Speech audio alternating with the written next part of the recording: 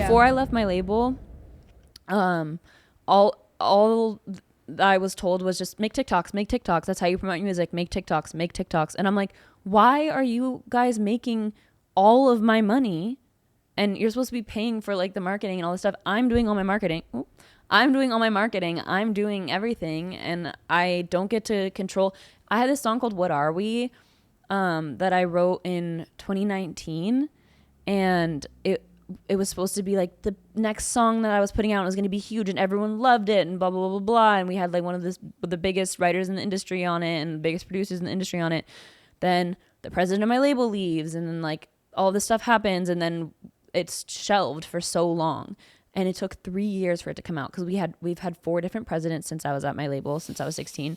My A&R got fired, and then the president at the time, basically I was signed to this one president and one A&R, and like when you get signed to certain people, they're the ones, they're your champions at the label, so they're excited to have you. They're like, we want you, we're gonna do this for you. Your A&R is your point person. They like put you in sessions and just make sure, like, just get you in the right rooms, get you in the right places. They're your biggest fan, your biggest supporter. And then, you know, you obviously want the president to like you too, because at the end of the day they have a lot of say. There's also like general manager and like product manager and all these titles, all these people. There's a lot of people to go. A lot of people, and every single person that I had signed with that was there when I signed was gone within like a year. And so they have to shift you to a table where they already have enough artists, so they can't even get to you in time because they have to take care of their artists. Is that how it's working? Well, no. So I had, you know, the people that I was like, okay, great. Like they're really excited about me. Like we're going to do this. Then the president leaves. And then, so I still have my A&R. We get a new president. I was really excited about him. And I was in the middle of working on my first album. So I basically kind of finished the album and I presented it to the label. And I was like, here you go. Like, this is it. We put it out.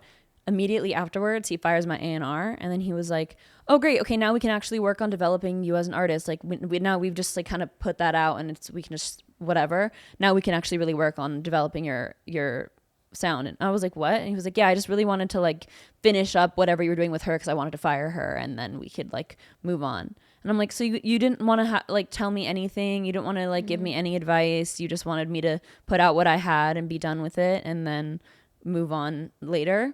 Then he leaves the label. We don't have a president for like 8 months, I want to say. I could be wrong on that timeline, but a long period of time. It might have even been longer than that. So like we had like an acting president, but like he was just kind of trying to take over while we were waiting for the new presidents to come. They were in contract with another label until the top of that next year, January 1st, so that they could come in. So how are you not scared about going to another label then? Well, I am. That's why I'm independent right now. And yeah, so I have a new A&R. I had already gone through 2 presidents. I'm about to get 2 new presidents that are going to be like co-presidents. And then during that time when we didn't have a president, like, I mean, this happens all the time with labels, but nobody knows how to budget anything correctly. I feel like we'll always spend money on like the wrong things, like spending a crazy amount of money on like if I don't get crazy music video budgets. When I was with my label, I didn't get crazy music video budgets by any means. I would have to like fight for enough money, but then they would spend it wrong. They'd be like, well, we need to get the best producer for this or the best director for this or whatever, and then it would end up like just not being good. And I'm like, I know we could have made something better for $30,000 or however much. Oh, I'm sorry. Was. What, 30,000? Like that's like a low end music video. 30,000 for a label is low. Yeah, but if you're not with a label and you work with the right people, you can make something insane so much, for 30K. yeah. So I wrote a lot of treatments for artists in the music video. For music videos. I'm not gonna sit here and list the artists because it's pointless, not my industry. But I made really, really, really good relationships with people that produce music videos. And Stanaj, one of my good friends, he had like literally he goes, hey dude, I'm doing this by myself. It's like for $5K, and that whole thing looked like it was $200,000. Like if you watch it, you'd be blown away. I would love to connect you with them because they love working with artists that are by themselves, and they're like really good. I'll show you some stuff. You would really be blown away. I think you need to stick to yourself for a bit because you have so much more than an artist nowadays have. I feel like you're like the Conor McGregor of the UFC, right? You have the whole package of like you could perform it, and you could like The write. analogy. What? That was a good analogy. No, right? yeah, it was just funny. You compared to fighting. Okay, well, you're the. It was a good example. It was just cute. We were laughing. Yeah. Okay. Well, basically, I see it that way, and I really want to see you shine on your own because, dude, all those hurdles, man. Like that's a lot of fucking. Also, like. And for those of you guys that are not like doing this as work, I couldn't imagine how uninspired I would be to work on stuff if like every 2 seconds you would work for one straight week for hours and hours a day. And then they'll be like, okay, now we can just move on and do that. You're like, bro, that's soul crushing. That's not even. So I'm really sorry you had to deal with that. And But by the end of it, I'm very excited about your success. I'm sorry. it's okay. But thank you. No, by the end of it, it was so. I just felt like every time there was a change and like.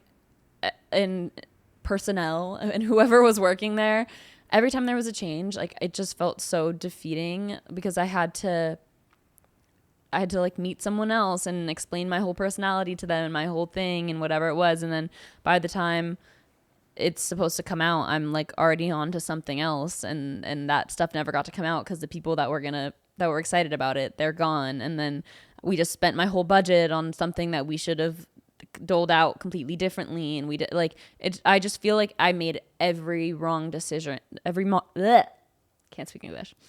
I feel like I made every single wrong decision that I possibly could have, but it's not even my fault. Also, like it's just like maybe I picked the wrong label.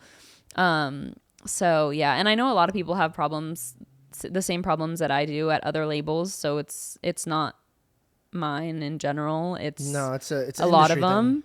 It's a lot of them. Lost. It's not all, but yeah, it's just so lost right now.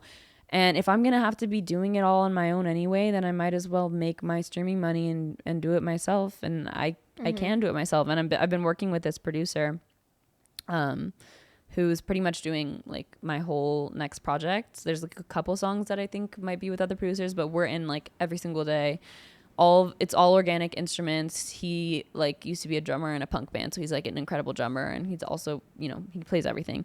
But we have all real organic instrumentation on everything. We're doing like these crazy big pop hooks. It was so funny because the other day he was like, AI could never do this, 'cause, like, we're doing like think again, my friend. I was kidding. No, like when you actually hear the sound of like recorded real actual drums and like all the like things that he does to, like it's you can't fucking replicate that shit. Right. Like it's so good, and that's what I've always really wanted to do. I feel like I finally like kind of found my sound, which I also say that every time that I'm like excited about something. I'm like, I finally found my sound, but I actually did, because he makes me sing like I've never sang before, and it's just so rewarding. And he told me that I was the best female vocalist he's ever worked with, and I used to think I was horrific at singing. Like because my sister was like really, really good, and she was a soprano, and she would come in my room and tell me I was bad. Now she just tells me it's because she wanted me to stop singing because she wanted to do her homework.